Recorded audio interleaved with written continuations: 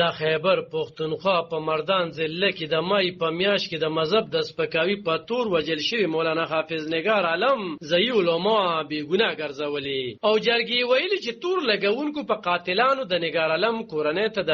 دیت 15 لک روپۍ ورکړي دي. خو قانون پوخان وایي چې د نگار عالم د وجنې مقدمه د ریاست لخوا شوی او قانون به خپل لار وباسي. د مای په میاشت کې د مردان په ساولډیر علاقه کې د پاکستان تحریک انصاف ګوند د یوې جلسې په مخال د مذهب د سپکاوي په تور مولانا حافظ نگار عالم ګڼو خلکو په تشدد وجلی وو. د یادې پیښې مقدمه درج شوې خو پولیس دغه مقدمه سیل کړې یا سمبال کړې وه او بیا وروسته ویل شوي چې د نگار عالم د وجنې په تور ځینې کسان نیول شوي خوم دي، خو پولیس هغه وخت هم د هغې د تفصیل ویلو نه ډډه کړې وه. د نگار عالم رور علي ګوهر تایید کړی چې په دوی جرګې شوي او بیا د جرګو په نتیجه کې په دې شرط روغه یا سوله کړې چې پرور یې د مذهب د سپکاوي ناسم تور لګول شوی، دغه تور دې بیرته واغستل شي، د هغه رور دې پاک وګرځول شي. هغه زیاته کړه چې بیا د هغه د رور په وجنه کې ککړو تورونو کسانو د جرګې په وړاندې منلې ده چې مولانا نگار عالم توهین رسالت نه وکړي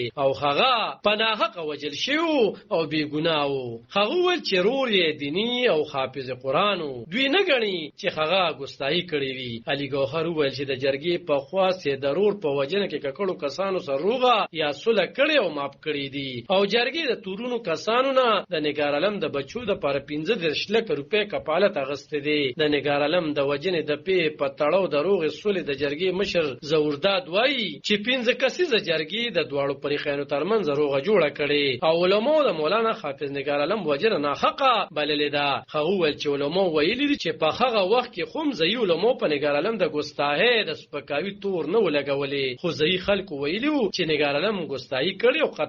او قتل کړي شوی وو. زورداد زیاته کړه چې د سره په جرګه کوونکو کې د ساولډیر تو پیل استاد وکیل خان، یاسر خان او ګلمس خان شامل وو او د دوی په خواص مولانا محمد ادریس او نور علماء یاد فیصله کړې ده. مولانا محمد ادریس وایي چې په خپل په جرګه کې شامل نه وو، خو د فریقینو نه پسوله سوګن اغستې دي چې دوی به د یو بل سره دښمنی ختموي. د ساولډیر پولیس ثانې تحقیقاتي افسر انور خان ویلي چې د نگار عالم د وجنې په تور د سلونه د زیاتو کسانو په ضد د ریاست یا پولیس په مدیریت کې د ترهګرۍ او قتل د معدولان د مقدمه درج شوې وه. د نوموړي پولیس افسر په خبره په مقدمه کې یو ځایی مولا یا پیشیمان مولانا عرفان الله حقانی او نور ګڼ شمېر کسان نومول شوي، خو مولانا عرفان الله حقانی چې نیول شوي هغه او نور څو کسان په ضمانت خوشي شوي او دا وخت 6 کسان په قضیه کې په جیل کې بندي دي. د اسلامي نظریاتي کونسل مشر قبله یاز وایي چې په اسلامي نظریاتي کونسل کې د دوی په دې موضوع بحث شوی او د اسلامي نظریاتي کونسل او نور ټول علماء دا موقف دی چې هیڅ چاته دا اجازه نشته چې د عدالت نه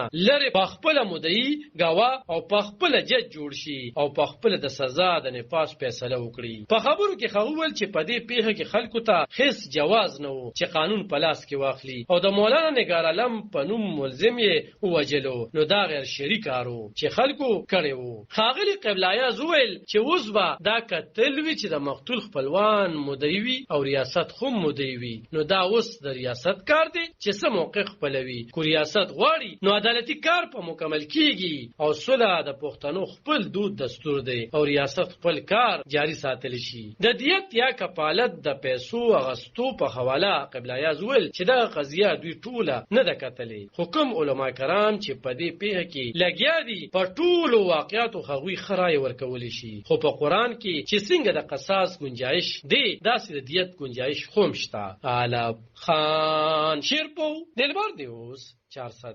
دا خیبر